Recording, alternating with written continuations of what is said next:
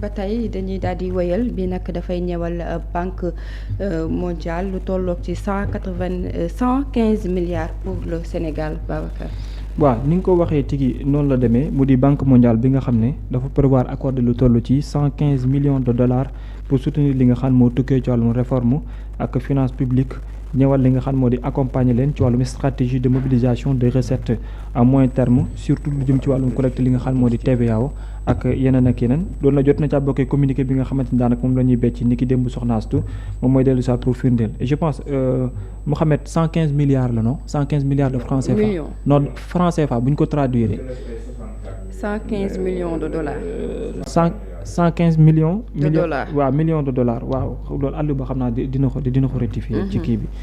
beneen boo xamante ni jot na cee bokk Mouhamed mooy ci franc CFA yaakaar naa su fekkente ni traduire nañ ko ci 2 manches moom la nekkee li nga xam moom moo tukkee ci wàllum financement yooyu parce que 105 millions pour assistance financière lay doon. beneen bi ci topp 10 millions de francs CFA pour assistance technique loolu lay nekk. mais dellu si waat un petit peu pour parcourir li nga xam ne daanaka moo tukkee ci wàllum communiqué boobule loolu li ko waral ci 115 milliards yi mooy ñoom waa banque mondiale dañoo approuvé benn financement boo xam ne bu constitutionnel moom lay nekk loolu nag ci 115 milliards visant lan à améliorer ce que l'on appelle la viabilité de la dette publique mais ci genn wet également aussi mënees na cee boole ne opération bi dafay soutenir ay réformes ci 3 domaines yoo xamante ni clé moom la nekk 3 domaines yi bokk na ci gestion des finances publiques viabilité ñëwal li nga xam ne moo di dette publique ak li nga xam moo di mobilisation des ressources intérieures loolu mooy li nga xam ne moom lañ jàpp parce que ñoom ci liñ gis bu ñu sukkandikoo ci ki nga xamante ni daanaka moom moo nekk directrice de division du Sénégal pour la banque mondiale mu nekk ki nga xam ne nañ ma baal nag bu dee tur bi ni ma ko waxee du noonu mu di Keiko Miwa waaw noonu Miwa bee gën a yomb Miwa Keiko Miwa bi ku naa yem ci Miwa bi Miwa moom li mu jàpp mooy que ne ñoom engagement bi nga xam ne bu ferme la ba gouvernement bu Sénégal jël en faveur jëm ci wàllum transparence dafa doon loo xamante ni daanaka lu attirer seen attention la ak tamit xeex bi nga xam ne ñu ngi koy xeex jëm ci wàllum bor ba tax ñu ne ñoom tamit dañu am jàppandal goo xam ne dañ ko indi dal di ko baaxee état du Sénégal loolu nag tàbbi ci genn wet aujourd'hui l'analyse ci genn wet mooy nan la ñu mën a jàngatee li nga xam daanaka moo di situation bi ni et surtout cette position bi nga xam ne Sénégal am na ko en terme de transparence ak lu jëm ci wàllum dette bi mais surtout chiffres yi nga xam ne yëkkati woon nañ ko est-ce que aujourd'hui mënul nekk benn phase boo xam ne mu ngi ci paye li nga xam ne daanaka moom moo di maanaam bénéfice yi mu war a mën a am ginnaaw bi nga xamante ni am na difficulté yoo xam ne causé na ko en terme de dette ak li nga xam daanaka moo di empreinte. Mouhamed communiqué banque mondiale bi noo ko jàngatee. waaw am na solo li tax mu am solo du sax 115 millions de dollars yi nga xamante ni Sénégal war na see jot ak yu mel noonu mais contexte mu fekk Sénégal ak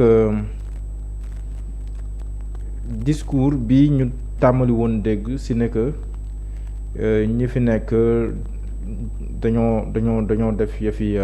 maanaam dañoo commettre erreur bi ñu waxee parce que dañoo tëj buntu Sénégal ak yooyu noonu donc bu nekkee ne dafay ñëw dans ce contexte là mën na toxal lenn si wax yooyu nga xam ne moom moo doon xew mais aussi mën na nekk encourageant pour le pays parce que malgré le fait que am na ñoo xam ne dañoo suspendre ay financement FMI Banque mondiale si wàllum financement yi moom la ñu doon defar réew mi en attendant nee na ñuy gën a firndiraat li nga xam ne moom la ñu waxoon mais si jamono jooju aussi yaa ngi gis ne que nguur gi mi ngi jéem a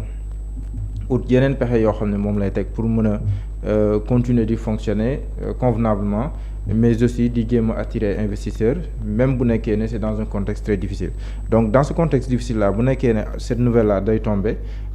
donc dafay doon loo xam ne ni luy encourageant lay nekk pour l'État du Sénégal mais du doon loo xam ne ni aussi da nga koy jël def ko comme benn trophée de guerre wala nangam parce que ñëpp xam ne ay Banque mondiale ak FMI ak yooyu noonu yëpp tamit waruñu nekk ñoo xam ne ni ñoom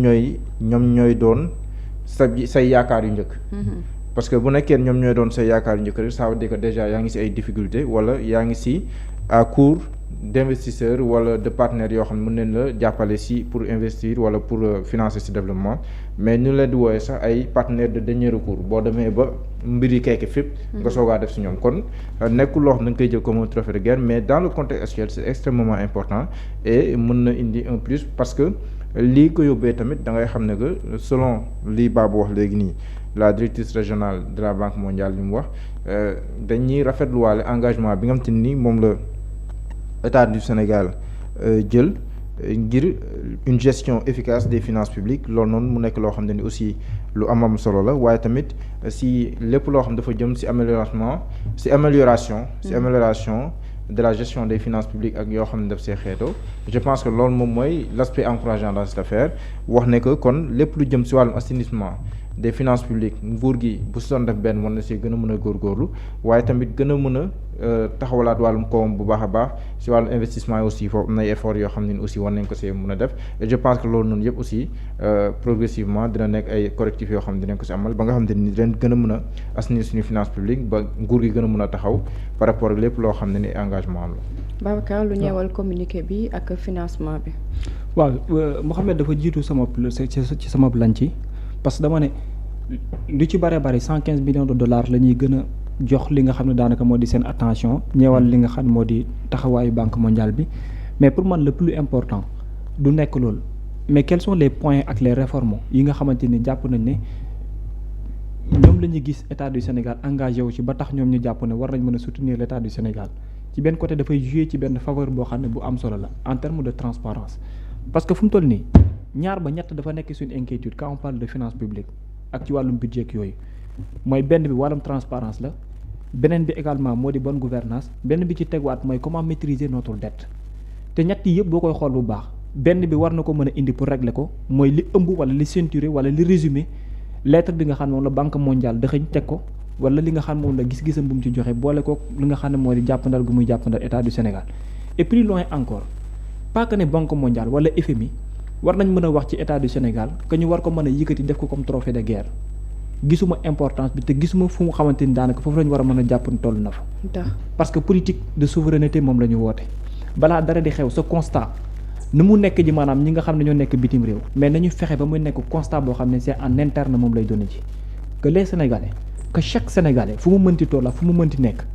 au-delà banque mondiale FMI quel que soit constat gu mu mën a am que ne yéen a ngi koy doxal. na nekk luy leer ci gëtu Sénégalais ba ñu ñoom ràññatle véritablement que ne lii banque mondiale di wax da ngeen ko waxee balaa dara sax fekk nañ ci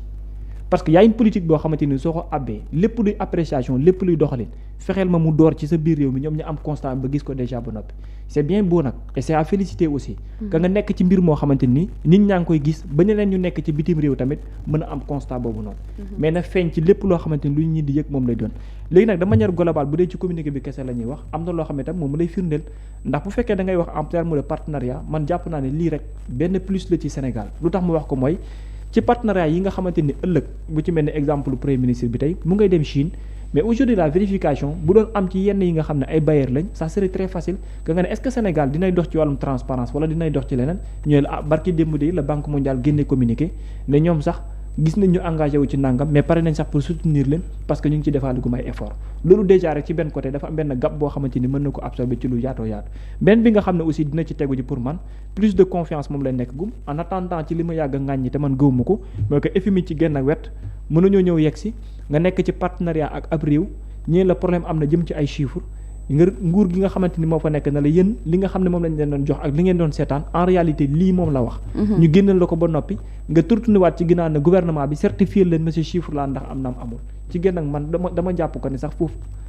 réponse bi du mën a ñàkk la parce que partenariat la ëllëg dañ koy soxla mais le plus important mooy li ne ci kanamu askan bi ak li ñuy gëm encore une fois moo tax may daanale fi ma commencé woon lépp lu ñuy am dem di koy saytu muy banque mondiale muy FMI quelle que soit l'appréciation bi ñu ci am c'est même pressentiment na nekk loo xam ne devant chaque Sénégalais soo ko doon laaj wala nga dend ak moom dina am même constat bi vis-à-vis démarche bi nga xam ne moom la gouvernement di am.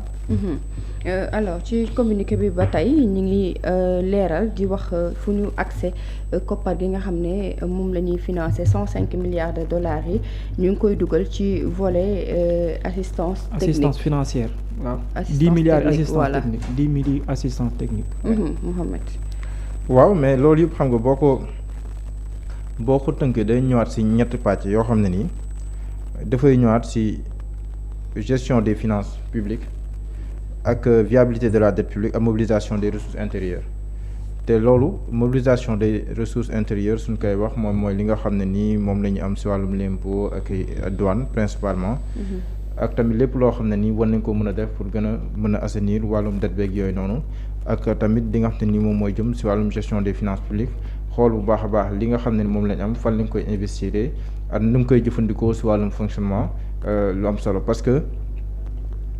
état du Sénégal ñu bëri sekk dañuy wax ne que fonctionnement bi dafa sut lool lépp lu jëm si wàllu investissement c'est vrai mais quand même mënuñu bañ a fonctionner or le fonctionnement aussi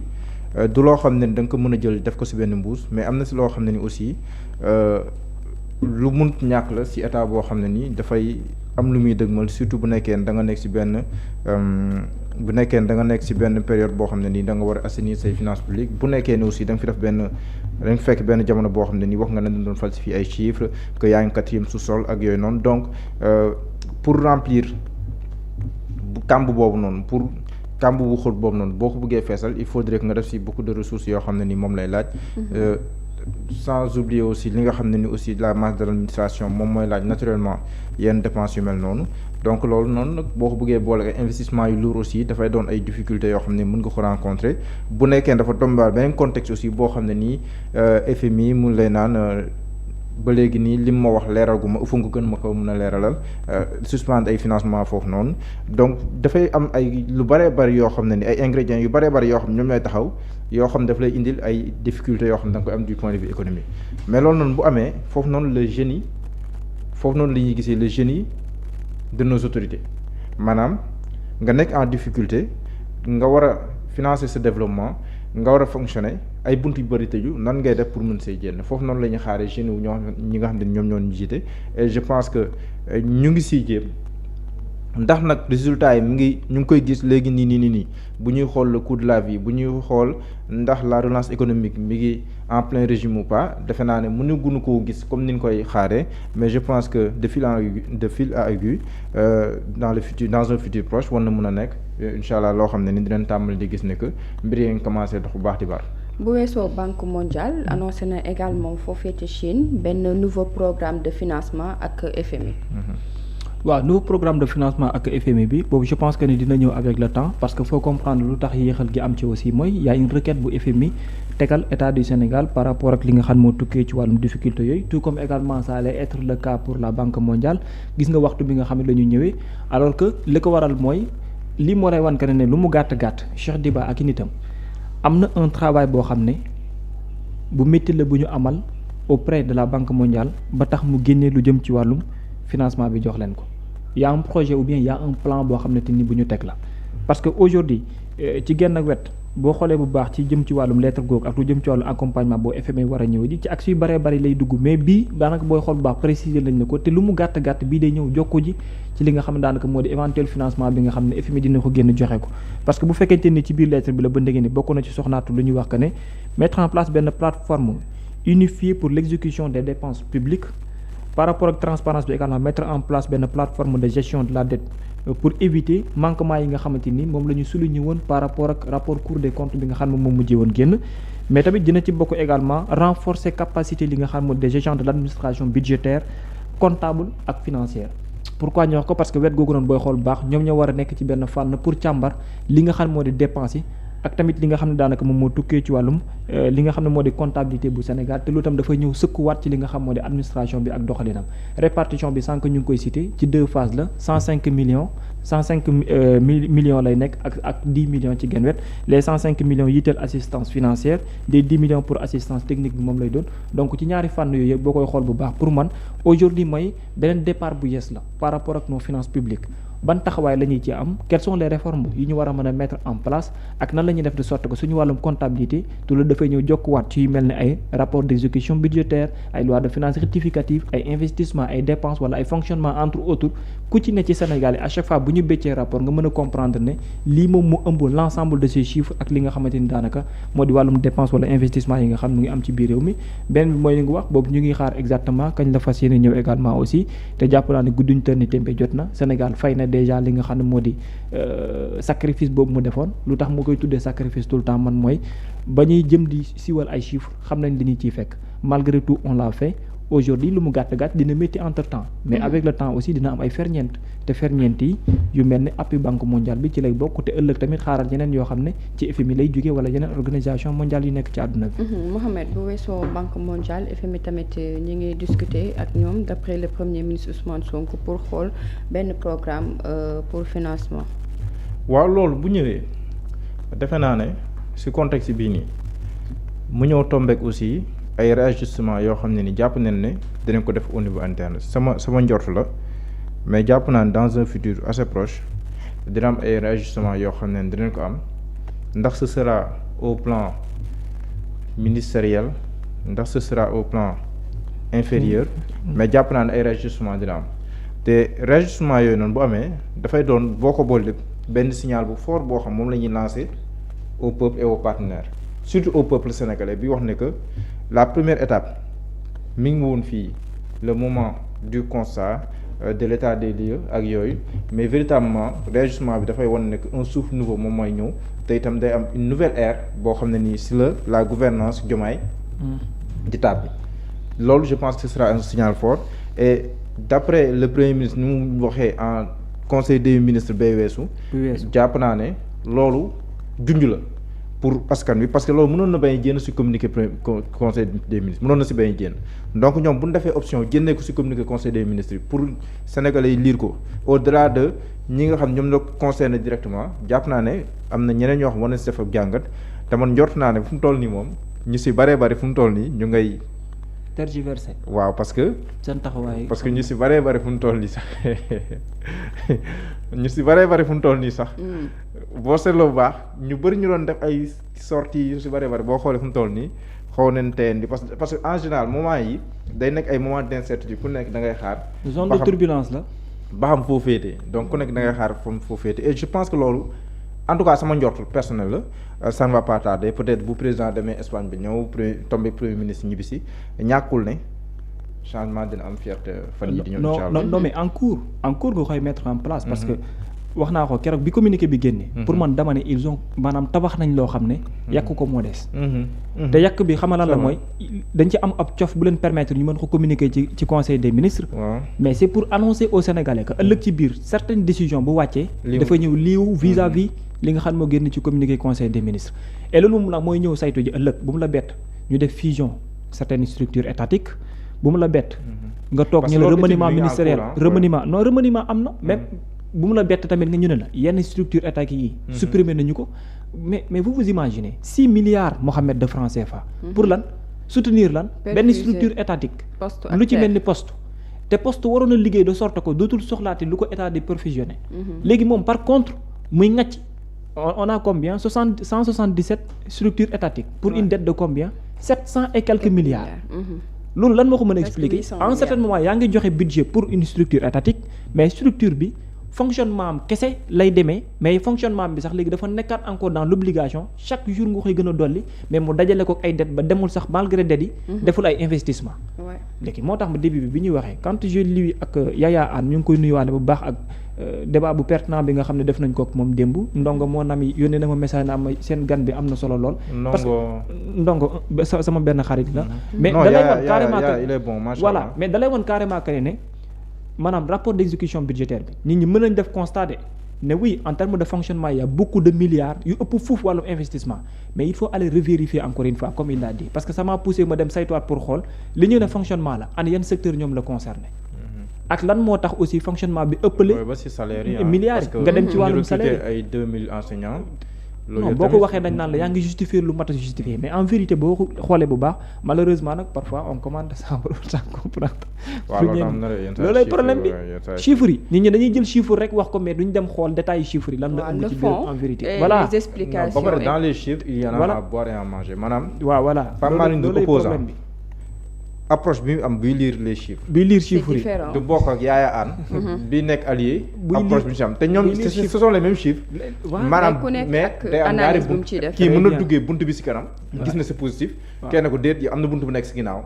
jaaree bunt bi si ginnaaw gis na que daanaka lépp ñu te ce sont les mêmes chiffres. loolu tam question d'interprétation yi mooy dafay maintenant pour man gis naa tey enquête quotidien xëy na ci enquête quotidien Sud Quotidien entre autres ils l'ont dit oui ils ont raison de faire un rappel par rapport à des promesses mais pour man li génn communiqué conseil des ministres mën na répondre par rapport à leurs inquiétudes et même en Chine le premier ministre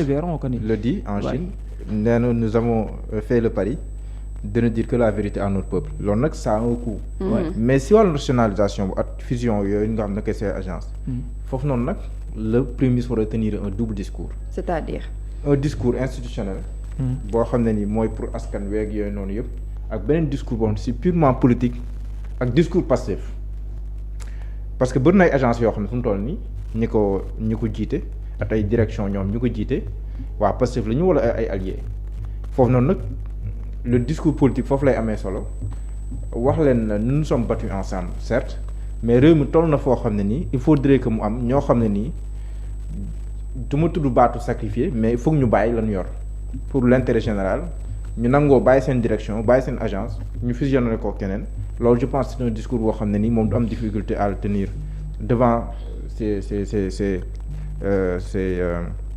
ses partisans beneen moom sénégalais dina ko comprendre bu nekkee ne war nañ dem de manière efficace ñu ne bii ak bii dal leen di boole pour mën a kii mais loolu il faudrait une étude bu xóotu parce que à priori mën nga jàpp ne Babacar Kébé ak Astou bu leen boolee war nañ mën a nekk benn ànd mais dans la pratique mu am ay difficultés loolu dafay laaj gëstu bu xóotu et je pense que loolu justifier sax temps bi nga xam te ni ñu ngi ci mais en tout cas il faudrait que des DG s'attendent à perdre des directions parce que dañuy wax ci agence mais même yenn direction am na ci yenn direction yoo xam ne ni dañuy ba léegi gisuñu leen ñu def benn non mais loolu investissement fonctionnement lépp kese la ñu ne fayeeku salaire toog fu mu toll ni moom signé ay papiers na ay DG xaar ak ay ñeneen ñu jotee agence xaar wax dëgg yàlla pare pour ñàkk lu ñu yor nen pare pour ñàkk ko bu nekkul loolu moom bu nekkee dañuy maintenir li fi nekkoon rek bu ñu moytul les mêmes causes vont produire les mêmes effets. mais Mouhamed yaa ngi wax une communication. mais cette communication au-delà ci ñaari phase yi nga wax wala sax ba ci ñett. institutionnel oui pour expliquer ne gouvernement administration peut-être nii lay demee. xam nga tey ñu bëree bëri par exemple boo koy xool dañu ne ñii xamuñu sax lan mooy xamuñu lan mooy état mais faut pas oublier que ni ce qu'ils ont appris c'est l'administration et c'est l'administration qui fait l'état. waaw ku jéene ENA moom nga ne xamul état moom. dégg nga. administration boo ko jàngee boo defee sa administration am nga état bu baax xam nga man loolu laa gëm parce que c'est l'administration qui fait l'état dans son ensemble ndax fonctionnement am yëpp boo koy xool bu baax administration moo tax ñu nekk di wax aujourd'hui am na lu ñu junjoon lu bëree bëri mais nag dafa am lu leen dab malgré seen ay objectifs dafa am lu leen dab mooy cette réalité du pouvoir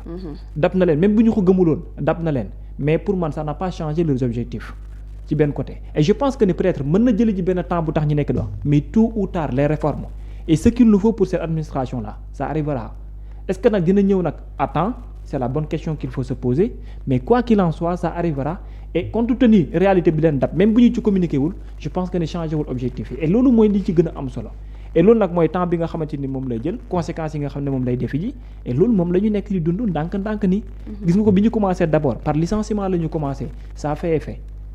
boo ko wéddee laaj Abaar Fall il n'a subi les conséquences ci premier mai bi ginnaaw bi mu doon génn ñeneen ak ñeneen dina am ci yeneen secteur mais loolu pour man après avec le temps da ngay continuer di liggéey dans la transparence parce que kese moo la mën a terminer à la limite nit ñi mën a xam ne lii moo nekkoon mébét bi par contre résultat bi ñëw na te lii la indi ndax gis nga chiffres yi bi mu jógee bees ñëpp doon wax la réaction de la Banque mondiale aujourd'hui c'est à applaudir parce qu'ils ont donné demain ça sera FMI après demain ça sera quelque keneen ak ñeneen mais ci temps bi nga koy def day métti day am xat-xat day am critique on peut s'attendre à l'amélioration de voilà mais parce que bu ñu defee effort noonu lay ñëwee du point de vue budgétaire dafay effort dans la transparence ak yooyu par la force la note du Sénégal bu ñu dégradé woon day yéegaat day nekkaat à son niveau wala mu yéegaat loolu ça va arriver naturellement mais période bi nii c'est difficile c'est normal que mu mën a nekk mais Babou démb quand même dama déglu Serigne Saliou Gueye ci Sénégal 7 mais moom fa laa bëggoon ñëw de mais loolu mais mu wax lu ma jaaxal lan la wax non man je le sais très crédible mais man xam naa ne wax dëgg yàlla du waxantu mais quand même bi ma ko déggee mu ne am na fi ay DG ak yooyu ñu tabax ay 100 millions man mais après maa ngi xalaat moins d'un an diir bu gàtt bi wax fii nii diir bu gàtt bi mais fu loolu mënee nekk mais quand même c'est impossible mënul nekk 1 an il est impossible qu'un directeur général mën a am bénéfice de 100 millions bay tabax kër mënta nekk c'est impossible wax naa la fii na la ne les politiques problème bi ñu am c'est de remettre en question leur patriotisme day leer ci secteur yu bari ci ñenn ci ñoom comment il est possible qu'en 9 mois loolu tuddee mënta nekk maanaam mënoo ko am 100 millions foo koy jëlee maanaam mënta nekk c'est-à-dire maanaam que li sëñ Saliou di wax wi di mu ko de ba jusqu'à preuve du contraire maanaam loo bëgg a wax yow maanaam li ma bëgg a wax mooy que ne kenn ci ñoom mënu fi am 100 millions bu muy tabaxee kër ci anam ci niñ koy amee anam bu jaar yoon quoi waaw voilà mënta nekk parce que nañ dem ci salaire yi ñu xool bu bari léegi nañ ko def 10 millions. def ko 10 millions. waaw 10 millions léegi ñoo ko wax de. waaw nga génne ci cotisation parti bi génne ci cotisation parti national bi ak parti koñ ba. boole ci waat sa dépense ñaata ngay dese nañ xayma ba lee 1 an bi la. am ñoo xam ne seen poste motagul 1 an fan nga mën a jëlee 100 millions bay tabax kër sëñ Saliou moom li mu wax jusqu'à preuve du contraire du ma ko weddi parce que man ci ni muy waxee à chaque fois buy wax gisaguma kuy weddi ay waxam ci benn anam bi. nañu arrêté. mooy ci anam bu jaarul yoon comme il a dit moo tax. mais loolu s'il est au courant. ouais. ça veut dire que les autorités sont au courant. yow à ton avis Mohamed pourquoi le Premier ministre parle de cette manière et en même temps ci conseil des ministres ba mu génn ci communiqué conseil des ministres. mais loolu mais fan la mën a mais c'est à poser ces questions. 100 millions. non mais fan la ban direction wala ban la fi nit mën a gaawee noonu lijjanti fi loo xam ne nii déggoo may la mënta nekk mënul ne. non waxuma si ay salaire yi mais si leneen sax laay wax quoi si leneen. ci en tout cas ku ko def ku ne ci wala leneen ku ko def ku ne ci njuuj njaaj la. en tout cas loolu bu nekkee am na. ku ci am 100 millions bu muy dawal njuuj njaaj ça ne peut pas mënul am. te premier ministre du ko yëg. wala le président de la du ko yëg. moom jàpp naa loolu donc loolu bu amee aussi. defe naa ne loolu yëpp tamit war na nécessiter ay mesures à prendre jusqu'à preuve du contraire. en tout cas man ça m'a intrigué non dama ne li sëñ Saliou wax jusqu'à preuve du contraire. weddiwuma ko. te nag ki ko ci def ku ne wàllum njuuj njaaj moo la ko may. waaye du seul liggéey. parce que bu ñu yóbboo rek ñu xool ci chiffres yeeg yeneen yi rek warul mën a nekk pour kenn ku koy am. luñ doon bañ de warul nekk di répéter waat la même chose. ça serait contradictoire. non mais Guy Marius Sagna ki dafa lu am solo. très contradictoire. Guy Marius Sagna ki dafa lu am solo. mu ne APR ay sénégalais ñoo fa nekk. Pastef ay sénégalais ñoo fa nekk. loolu ça veut tout dire. waaw li ne ci nii. mën naa ne ci ñeneen maanaam fépp foo dem. am na ay am na Babacar Kébé am na Mohamed Diallo. fépp foo dem nag fépp foo dem am na Aliou Ba tamit fépp foo dem am na Babacar Kébé am na Aliou Ba am na Mohamed Diallo fépp foo dem. maanaam am na ñu jub di jubal fépp foo dem am na tamit